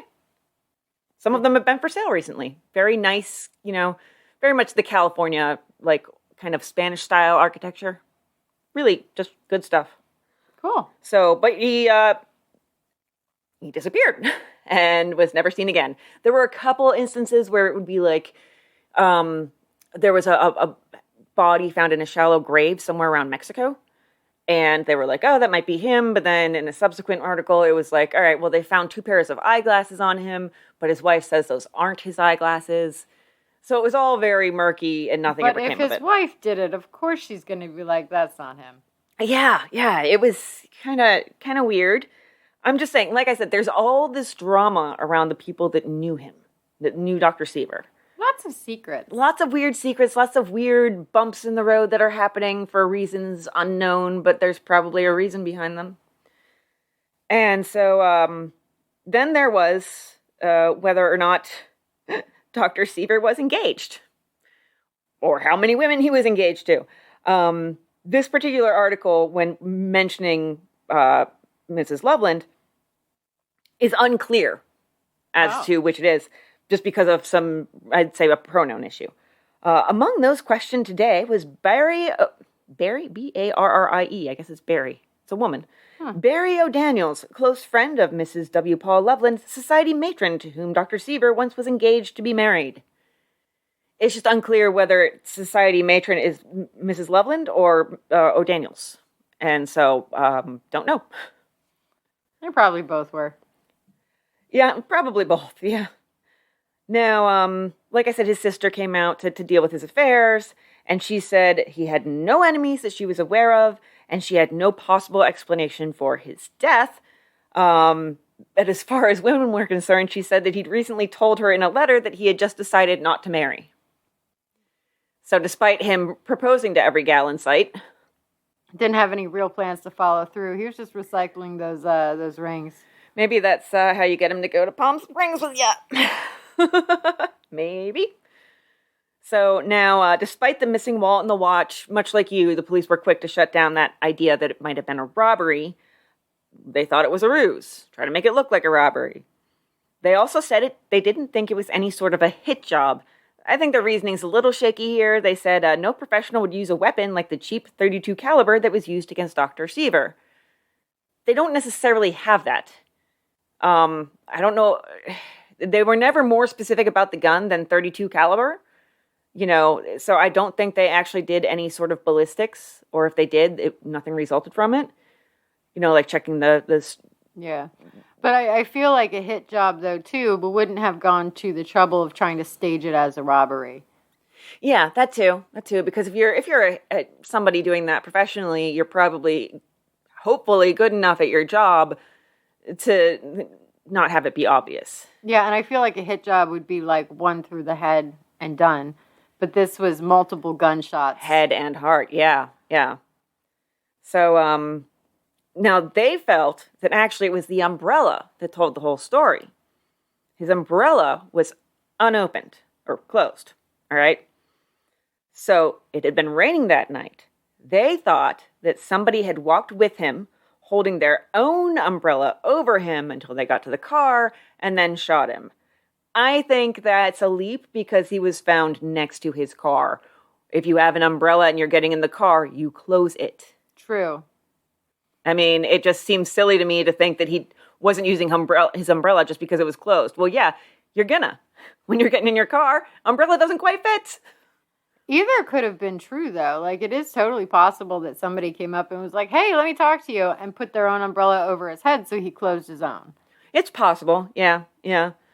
So, here was how the LA Mirror sort of spelled it out for us. Behind him, the killer raised a gun, a .32 caliber revolver, and fired one shot that ranged upward through the dentist's skull. An autopsy strengthened their theory. In Dr. Siever's stomach was found half a pint of blood, showing he had lived between 4 and 5 minutes after the first shot. Then the killer, impatient at the tardiness of death, sent a bullet plunging through the heart. It stopped the slow pumping that had sent blood from the head wound draining into Dr. Siever's stomach. No bandit, they reasoned, would have stood there for 5 minutes, waiting for his victim to die. So they're thinking there's some motive beyond robbing him, because the person shot him, waited for him to die, and then when he didn't die as quickly as they wanted to, shot him again. How do they know that? No, yeah, see, they don't. They really don't. They might think that they do. They might think that there's some way to tell that these shots were 5 minutes apart. But honestly, like, even now, I was listening to a podcast recently where they said post-mortem interval, that what we can say about when somebody died. They could have fired both shots, like, boom, boom. Yeah. And then ran, and 5 minutes later, he finally succumbed. But even today, there can be a 2 to 3 hour margin of error on post-mortem interval, even with all of our technology and knowledge today. So in the 1930s, I highly doubt. They're just making shit up. Yeah, they're just making shit up. I'm sure that they could tell maybe which one was shot first, but not the amount of time between them. Because I'm sure that with the way that blood flows, you would be able to figure out something as to where it came from first, possibly. Maybe. So, don't know. But it's just... And the thing is that they said the murder happened between 11 p.m. and midnight. He was walking out to his car at 6:30. He never showed up to pick up Mrs. Francisco and cook. I think they were way off. Way off. Yeah, I think they were way off. I don't think that the only way that they could say which shot was first is angles. Yes, angles are a thing here. We'll get into that. Because you'd be able to say, okay, well, the heart shot came while he was laying on the ground. Mm-hmm. Yeah. And it's obvious that they're not right about even the time that he was shot. They probably don't know how much time elapsed between shots. Yeah. So, now, they say that the first shot was probably a headshot at close range and the second one into his chest. How they knew that, according to the San Pedro News pilot, powder marks surmounted the chest wound and the bullet had pierced the body, flattening against the driveway. So they were at least able to tell because the one bullet didn't come out in the driveway and the other one did, I guess. That makes sense, yeah. Now, another thing they figured out was, I mentioned that the bullet had gone upward through his skull. They figured from the upward angle that the shooter was either shorter than Dr. Siever or was crouching when they fired. So one theory was that the killer hid under his car, and as Siever approached, they slid up and shot from the ground. There was also the idea of shooting from the hip. Just, pull it out of your pocket real quick and keep your arm close to your body. Or that the killer was significantly shorter than him. Like female. A woman, yeah. So, police say they thought it was likely a friend due to, quote, or not a friend, but somebody who knew him and had some sort of a motive, due to, quote, the fiendish determination to ensure death. So, 2 shots, okay, yeah, they definitely wanted to make sure that he was dead, and especially with the location of the shots, head in the heart, your odds are greatly increased once you get both of those. But I don't think that's quite fiendish level. Fiendish level is like, you got 10 times stabbed. Yeah, like it's not really fiendish level. It's just like, I just want this guy dead. Yeah. It's just, I just want to make sure. I want to make sure there's no murder accidents here. I don't do things halfway. I don't commit no murder accidents. Kappa. Gotta make sure. It was a murder accident. But they do say that the position Siever's body was found in indicated he had no warning. That this, he wasn't standing and chatting with somebody probably, or it wasn't somebody running across the road to him. They snuck up on him. Now, the cathedral had a caretaker, but he said he hadn't heard anything that night. No struggle, not even any gunshots. Silencers had been around since the turn of the century. So that possibility is in the mix, which definitely feels like somebody with some know-how. You're getting a silencer involved. Oh, or you have a potato. That too, yeah. So the murder scene, I told you, it's the Scottish Rite Cathedral. It sounds like a church, right? Is it a bar? No, it's a Masonic temple. Oh. I was really hoping it was a bar. Yeah, I know. That would be a really great name for a bar. But it's the Scottish Rite is one of the rites of Freemasonry. Oh, okay. Rites are the degrees that are conferred by the Masonic organizations. Sort of like ranks, I guess. Some of the ranks that absolutely tickled me as I was looking into this. Secret Master. Oh, and think about which of these you want to be. Okay. Because that's what we're going to be for the rest of the episode.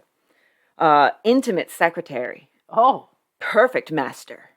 Master Architect. Perfect Elu? E-L-U? L-U? Something like that. Grand Pontiff. Knight of the Royal Axe. Knight of the Brazen Serpent. Inspector Inquisitor. Or Master of the Royal Secret. There's some good picks in there. I know, right? I think I want to be a knight of the big snake. Oh my gosh, that was me too! We're both knights of the Brazen Serpent. So, it was just... It calls itself a cathedral. It is a very large building. It actually, in structure, similar to the one that was by your old house. Oh, okay. So I did compare them. Because I was like, that building looks familiar. That kind of like big imposing type structure, very flat on the front, not really, no ornamentation. But it was just weird to me that all of a sudden, as I'm doing this case and thinking that he died next to a church, I'm like, oh, no, the Masons are in this. No, I mean, they're not in this. It might be. That we know of. Allegedly, he wasn't killed by a Mason. Allegedly. I lived across the street from a Masonic temple. I was convinced that one day one of them would murder me. See, that means a lot to me as far as evidence, but I'm going to keep my allegedly just for liability purposes. Yeah, that's fine. There's just, it feels like the building itself feels like there's something shady. Yes, it's malevolent. I agree with you on that. So, behind the cathedral, there was a fence, and some of the pickets in the fence had been removed, which indicated maybe someone had used that as their entrance and exit, and the property owner said that before the murder, they were there. Although we don't know how often does he look at his fence, Yeah. Now, I could have sworn those things were there. The chief detective said, "The killer certainly selected a great night for a murder." Because as I mentioned, pretty much everything washed away, and it's a rainy night. Not too many witnesses. People are more likely to stay inside. I want to pivot a little bit to talk about actually kind of the vibes in California at this point in time, in Pasadena, in this general area. So the story is on the edge of page 1 of one of the newspapers the morning that it breaks. Now, as you turn the page, you find lots of ads for movies. It's the moving pictures time. And practically right next to the story about Dr. Siever. So you read the story about Dr. Siever, you turn the page, and this is the first thing you see, is an ad for a movie called After Tonight. So it stars Constance Bennett, entrancing in the story of a beautiful Russian spy. It's kind of strange that we have this Russian immigrant and then a movie about a Russian spy. The most puzzling, bewildering crime thriller of them all is feature number 2, and that's the movie Fog.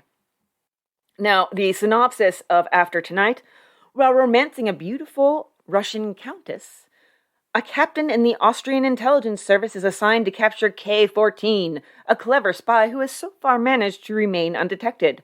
What the captain doesn't know is that he is actually closer to the spy than he realizes. Bum, bum, bum. It's the Russian countess. Obviously. So there's this romance and intrigue and all of that. And then Fog is, the murders are committed in swift succession on board a liner crossing the Atlantic in a dense fog, and many of the passengers come under suspicion before the actual killer is brought to justice with the aid of a very substantial, quote, ghost.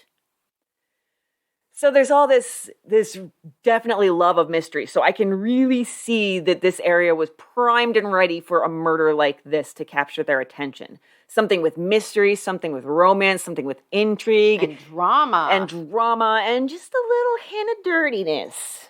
And letters that are addressed to Daddy. Oh, why? Oh, I don't know. Because it's haunting me. It's haunting me. It haunts me.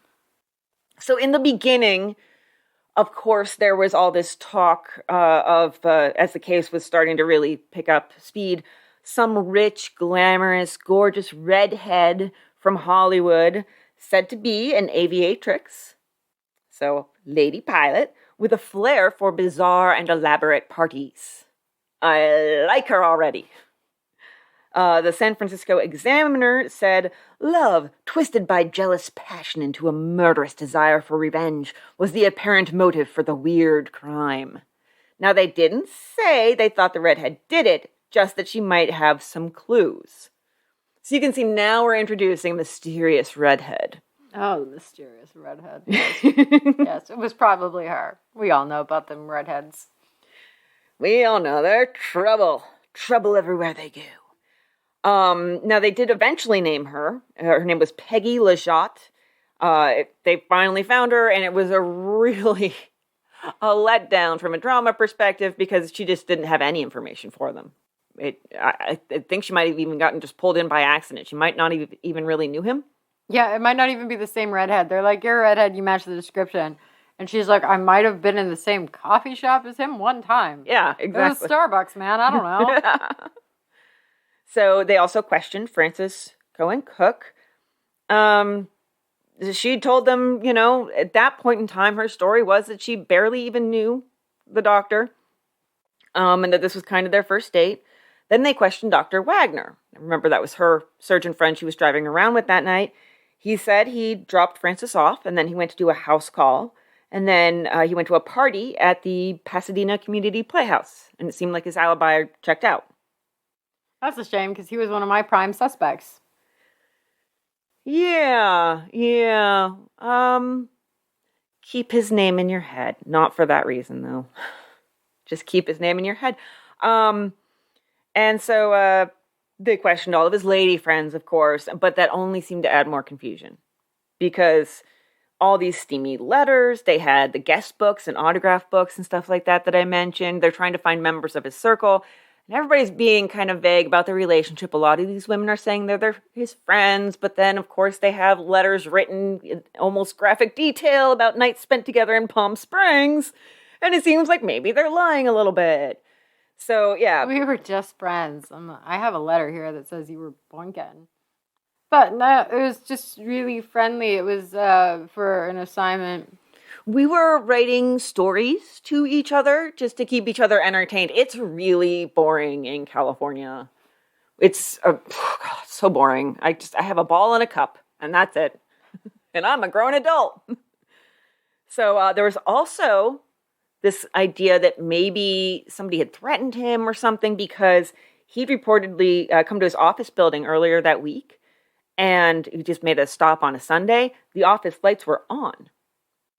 And there was mention that he refused to go into the office alone because he thought somebody was in there unexpectedly, maybe waiting to ambush him. But it just turned out that it was just somebody else from that office complex. So, but that makes me think somebody was after him and he knew it. Yeah, his nervousness about that really is curious. Because, like, in a normal situation, I feel like you'd be like, oh, the janitor must have forgotten to turn the lights out. And he's like, no, I'm not going in there alone. I'm not going in there alone. There's probably somebody waiting for me. They might try to do a murder accident. So, like, that tells me that he definitely received at least a threat or two. Yeah, it feels like a very strange stance to take, a strange reaction in that moment.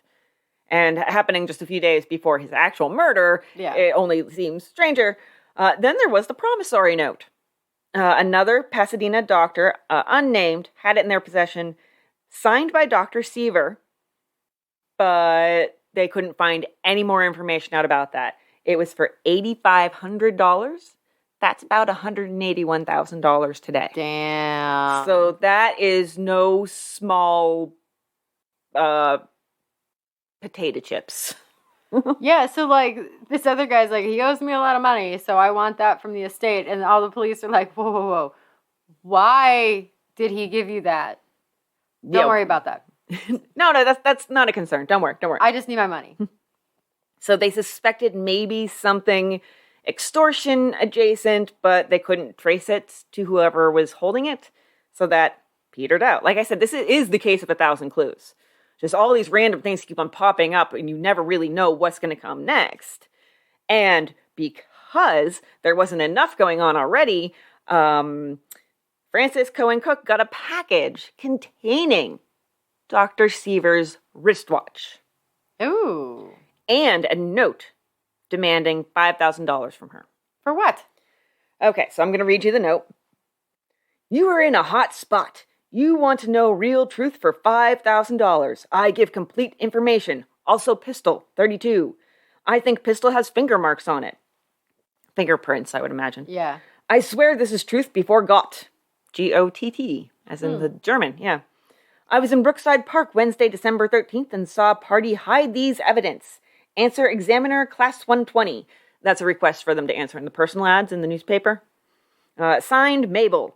Mail if you want deal. I'd be very happy to accommodate you. If not, someone else will be glad to pay reward. You know who. If not, police will. You be very sorry. Don't tell, please. If you want deal, must be cash. I don't want trouble. $5,000.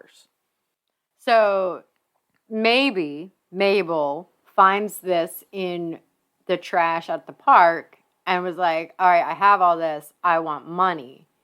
And the police aren't offering a reward, but maybe somebody will give me a reward.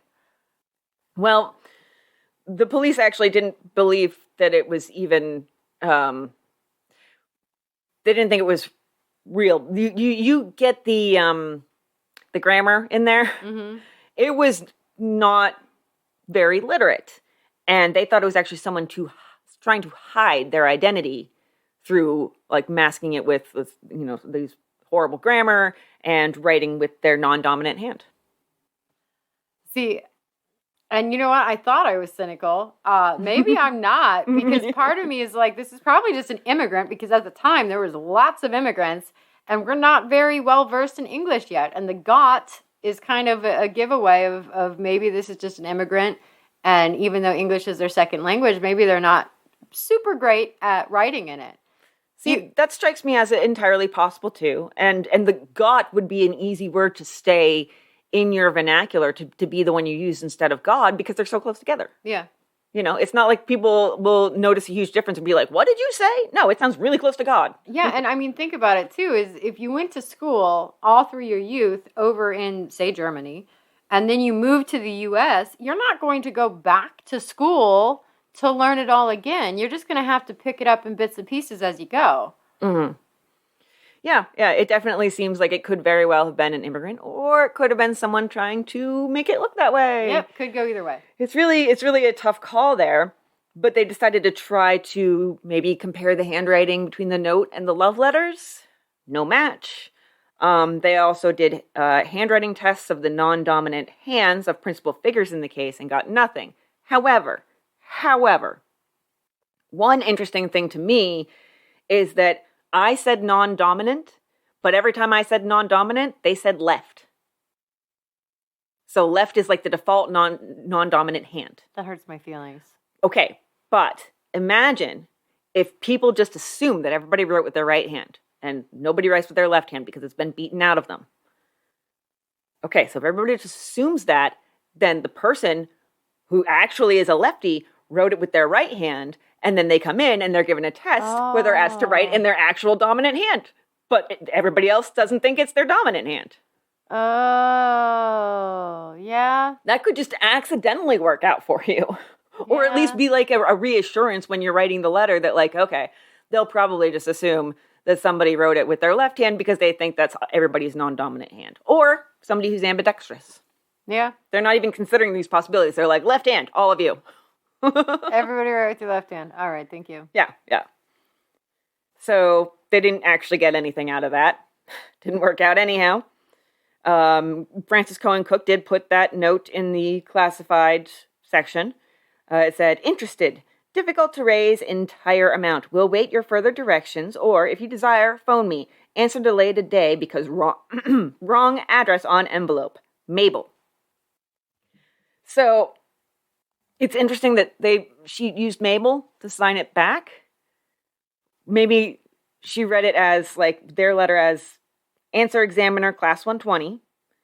Sign it, Mabel. Yeah. In order to identify, because there's no other way to identify who sent this. So, no response ever came. I sometimes lean towards her as a suspect. Sometimes. And then, there's this little bit from the LA Mirror.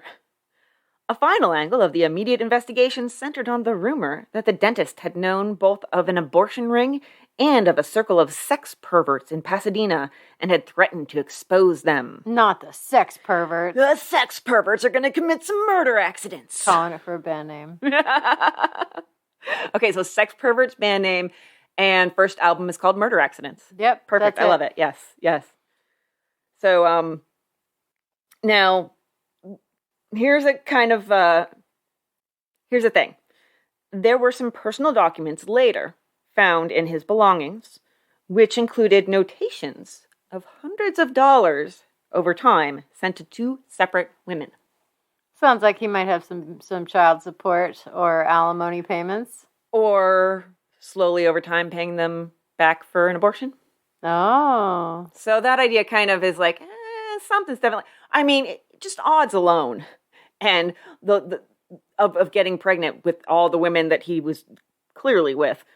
And the little knowledge people had about birth control and the little ability. There was literally an article in that year in the newspaper about a state that was trying to make birth control legal.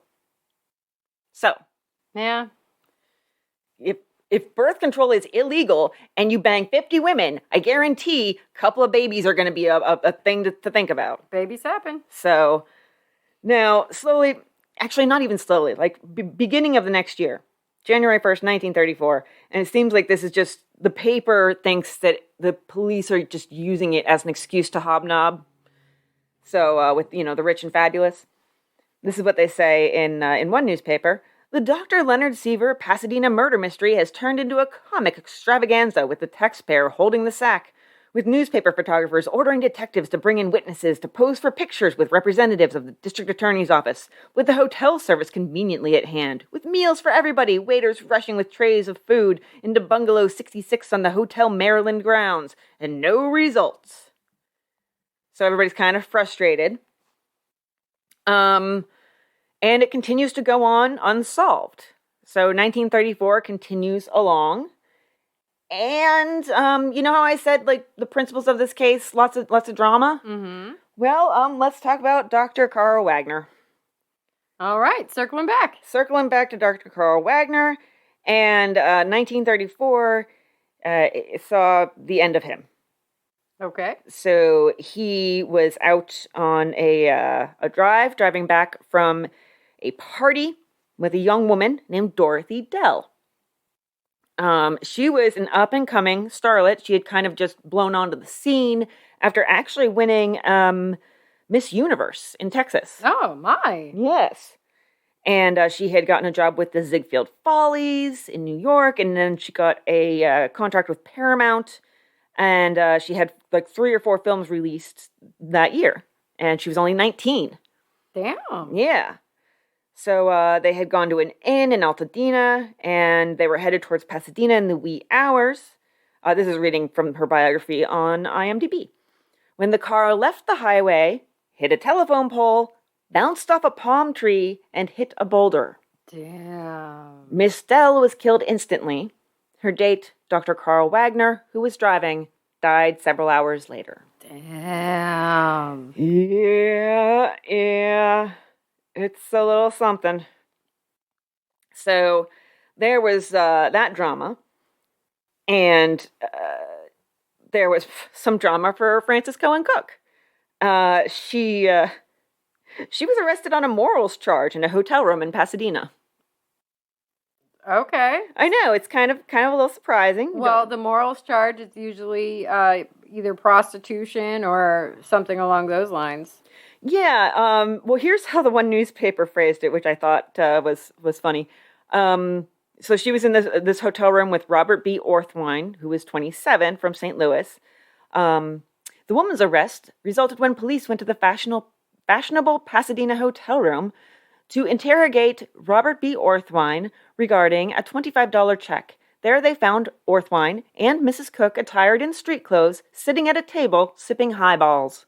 It all seemed quite regular, but in staid Pasadena, any woman who pays a social call on a man in a hotel room is subject to arrest. Wow! You cannot go see a guy in a hotel room and sit there and have drinks in your clothes. Heaven forbid, Jesus. Wow, yeah. So the police took her to jail. She's posted $50 bail. She says, I've been the innocent victim of a lot of unwelcome publicity in connection with the Siever case. This charge is just a frame-up, and I'll fight it to a finish. The judge dismissed the charge. So, but definitely some... How dare she share a drink with a man in a hotel room? I know, right? Hussy. And that was actually 3 months after she was in a car accident. She narrowly avoided death. A car in which she was riding crashed into a curb.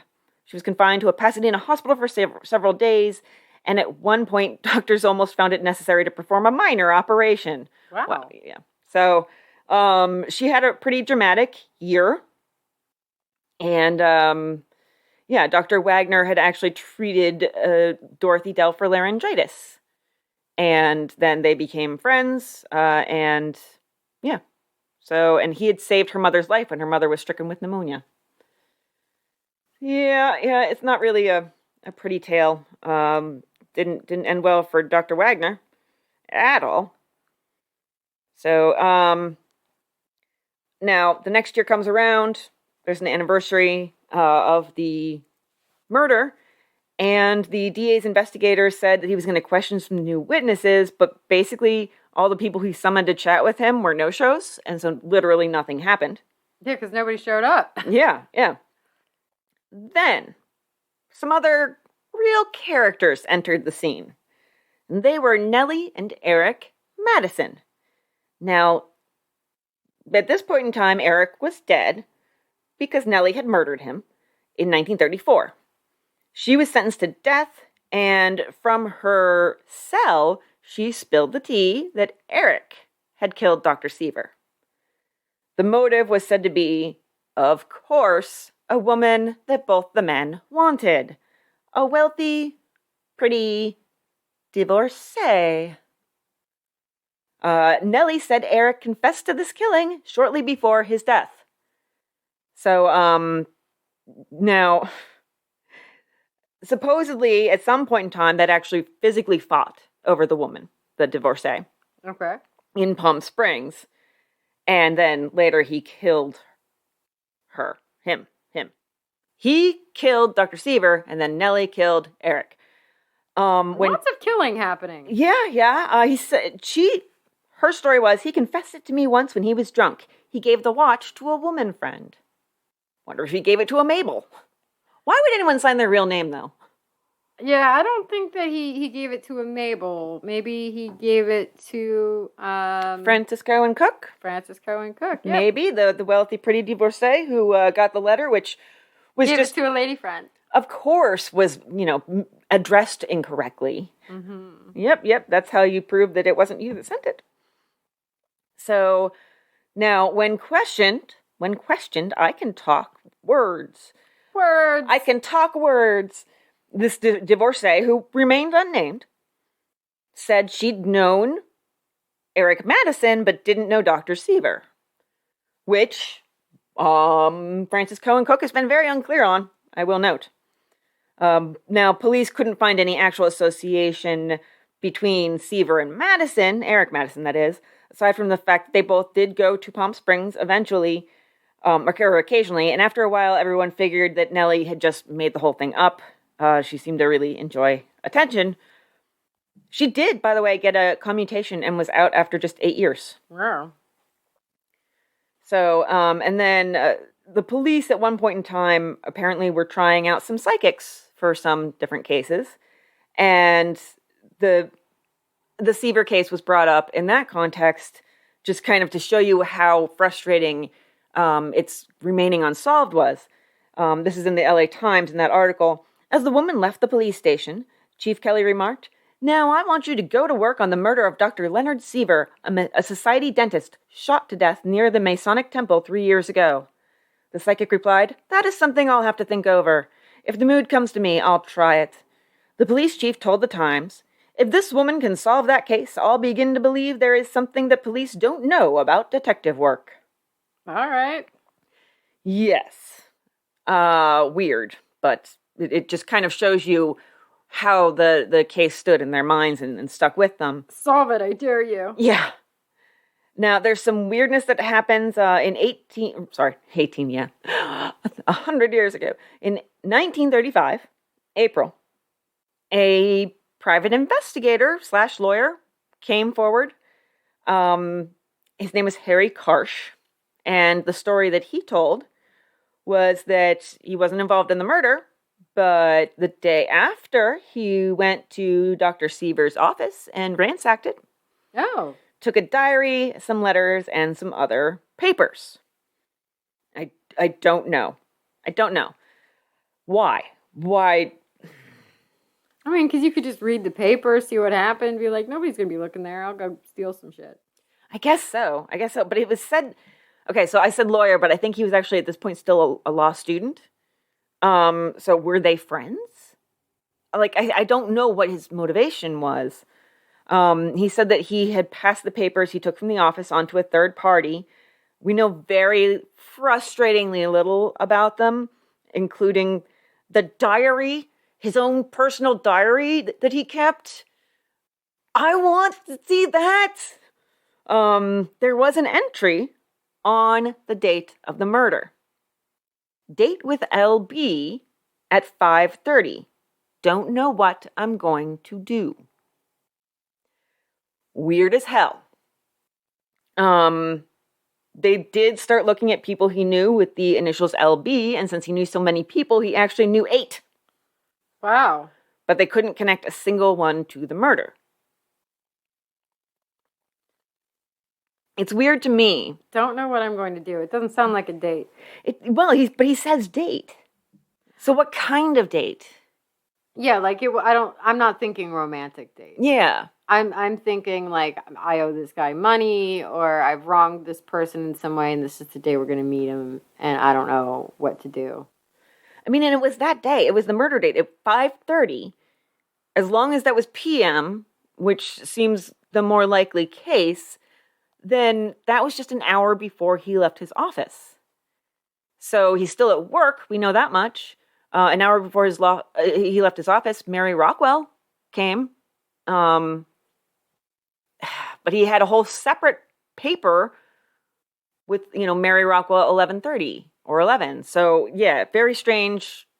And obviously, Mary Rockwell does not have LB initials, so probably isn't her. Unless she goes by Love Bug or something, like it's like an endearment. Oh, there you go. There you go. And they did say that the diary... Little bitch. Oh, God. Yeah, he calls her little bitch, definitely. They did say that the diary contained Siever's personal recollections of all of his amorous adventures. Oh. So you sense my frustration. Lots of daddy in there, huh? Yeah. Well, he signed every entry, Daddy. Big Daddy. Big Daddy. Another thing that Karsh said he got his hands on. Baby, little baby. The unnamed woman signed it, baby. Oh. He has the daddy baby thing going on. Mm-hmm. I bet it's something baby. Date with little baby. I wonder if Mary Rockwell was a divorcee. Now, another thing that Harry Karsh said he had was the gun used in the murder. He said that another man... Sure, somebody else. There's always somebody else. I know, right? He said another man gave him the gun and told him to take it to Mexico and hide it there.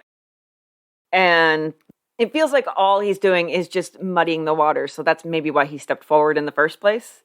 He felt he needed to distract the police and the press and everybody. They're getting too close. Because it's weird that this all came up like almost a year and a half after. And maybe it's all just bullshit, because in June 1935, Harry Karsh went on trial for preparing false evidence and attempting to bribe witnesses in another case. No, well, maybe he just likes to start shit. I think he likes to start shit. Regarding the gun, Pasadena police got in touch with the Tijuana police, who said, oh yeah, somebody, we arrested a dude and he had a .32 caliber gun just like that on him, but we let him go. Gave him his gun back. They actually kept the gun. Oh, okay. And it was taken to Los Angeles for ballistics. Quote, but the bullets taken from the dentist's body were badly battered. Jesus. And the gun itself was corroded. The tests were inconclusive. However, the gun is of the type from which the death bullets were fired, and it cannot be ruled out entirely. Just a note to any 1930s journalists, if you want me to read your stuff out loud on the air, just include words like death bullets. Death bullets. Death bullets. I like it. As opposed to what, life bullets? Come on. Bringer of life, don't you know? Yeah. And so, yeah, there's just a lot of this confusion. And then somehow all of this stuff, the diary and some letters related to Siever and some other documents related to him, were confiscated from somebody who held them, named Edward Brody. But then a week later, that guy's attorney told the DA's office that they wanted him back, and the DA's office, I guess, had no choice but to comply? That doesn't seem right. It seems like the DA should have a little bit more power than random attorney telling him, hey, give those back. Yeah, that's I call dibs. So it's weird, yeah. Very strange. And it's not like the district attorney had no plans for this. He planned to convene a grand jury and lay out the evidence before them. But then he gave the documents back and nothing happened. There was no grand jury. And really, as far as the investigation went, that was kind of that. It was... Seems like they really tried to investigate real hard. Yeah, it remained unsolved. And it does feel like there's this aspect, something going on behind the scenes that we're not seeing. Oh, yeah. That helped to shut this down and either stonewall the police or stonewall the press or the people. And Dr. Siever being like the only member of his family, living on the side of the country, having some relationships with women who maybe don't want it to be known that they had a relationship with him. Nobody's really standing up and demanding that they continue and complete an investigation. Yeah. So, you and I went to the same college at one point. Mm-hmm. And in that part of town, it was like the nicer part of town where all the rich people live. It's literally called Richland. Yeah. So a lot of stuff gets shoved under the rug because we don't want to embarrass any prominent people. Mm-hmm. This story already has a lot of prominent people listed in it. And so I suspect that a lot of their findings just got swept under the rug because we don't want everybody to know about everybody's dirty laundry, especially the ones that have enough money to bribe us. Yeah, it's definitely something something's being hidden here. I guarantee you. Somebody did not tell the full truth, and I think a lot of people did not tell the full truth, and I think there's a possibility that some of those people are actually law enforcement. Yep. So that's just my gut feeling I'm going with, but it does contain a little bit of actual analysis based on the way that the evidence was presented. And yeah, I just definitely think under the rug is where they wanted this case to stay. And that's in fact what happened. One thing that did... Okay, so we recorded our bonus episode, and I gave you a few articles about Dr. Weston, the housemate of Dr. Siever. I also told you the story of the aviatrix. The very beautiful aviatrix. The very beautiful blonde aviatrix. And she was a woman who she either got kidnapped with a guy or went to by a guy or got to eloped with him. It's unclear. It's really unclear whether her life was in danger or it was the most romantic day of her life.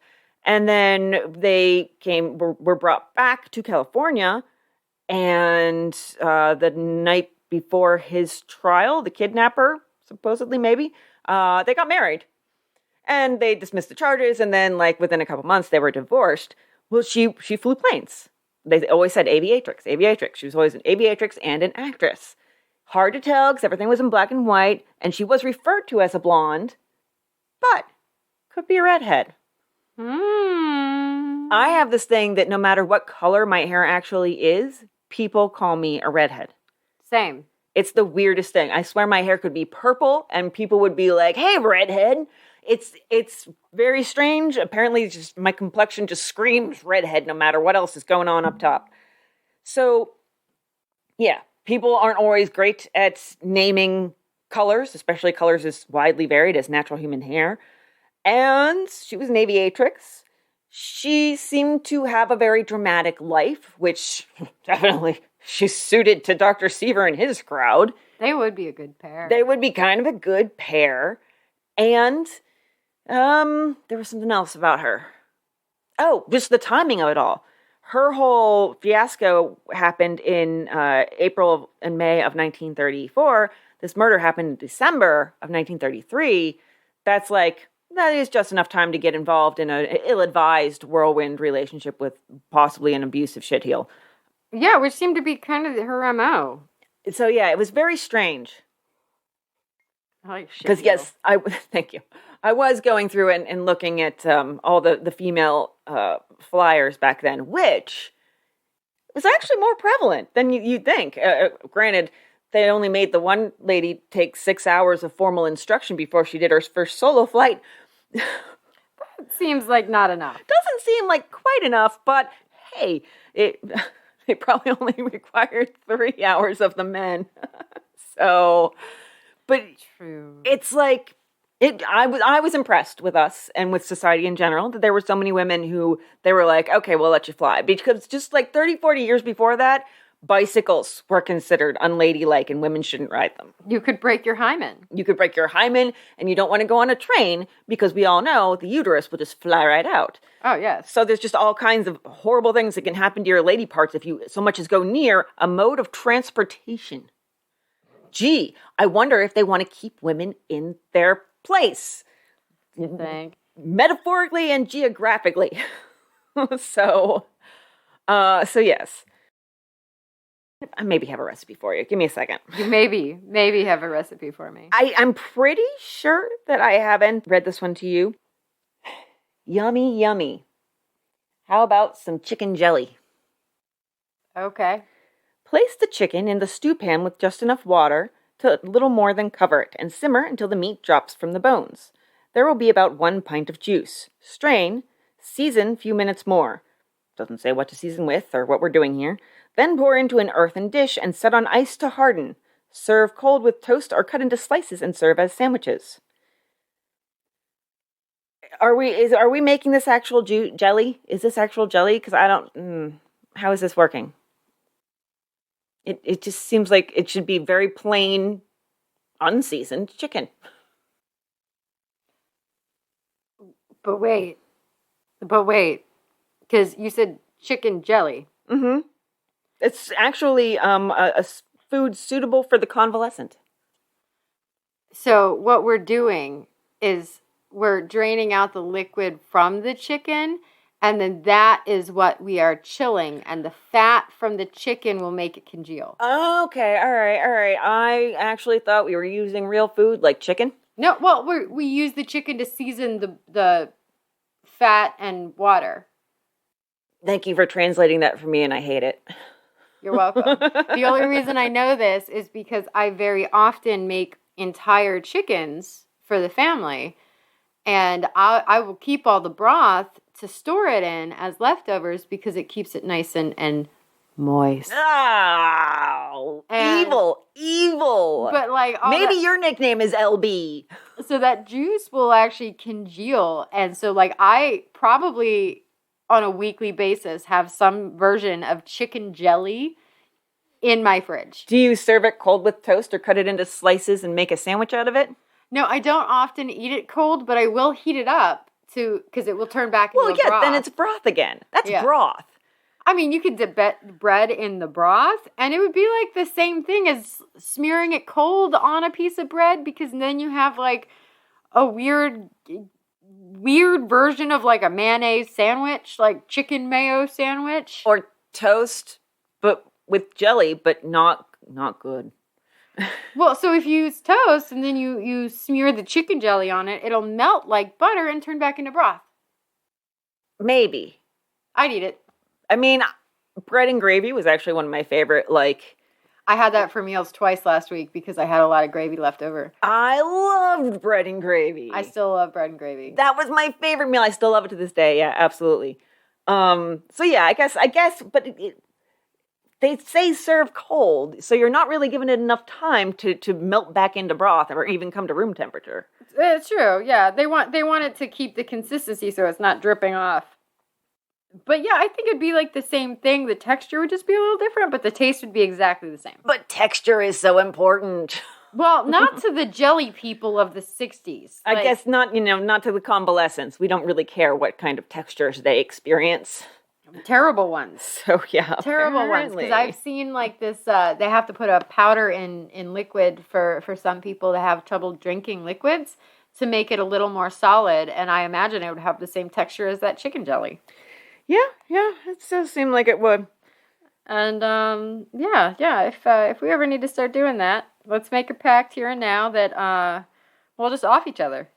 Yes, 100%. Yes, Okay. I think that's a good pact. We should get that in writing.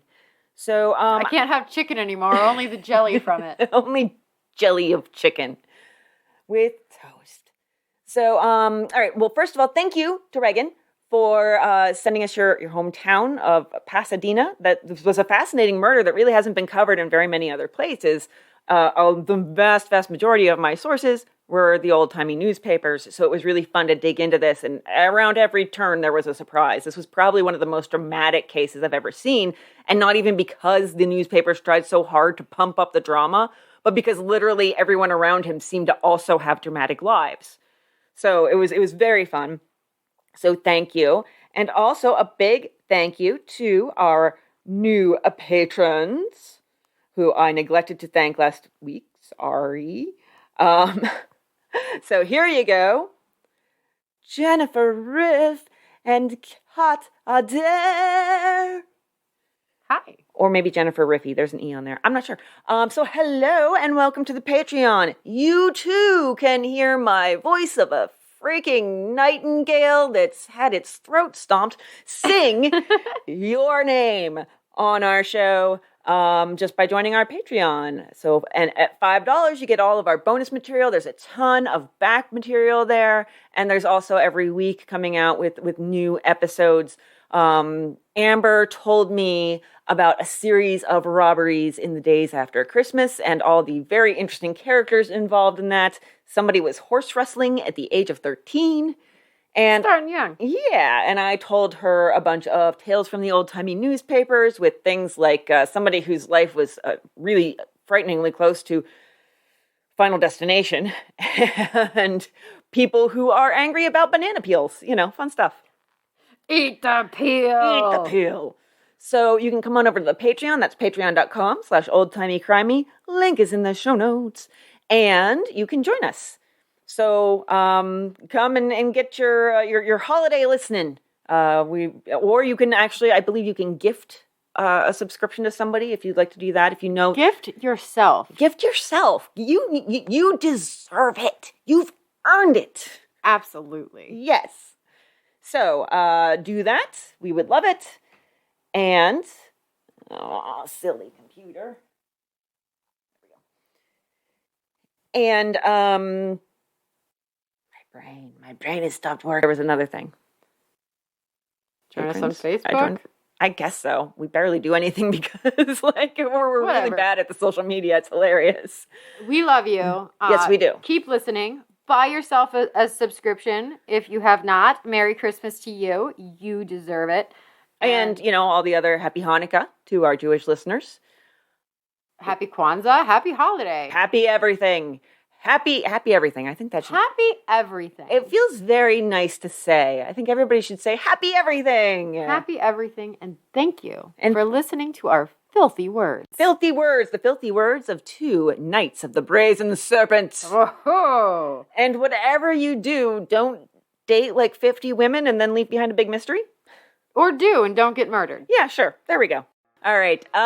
Thank you and bye. Bye.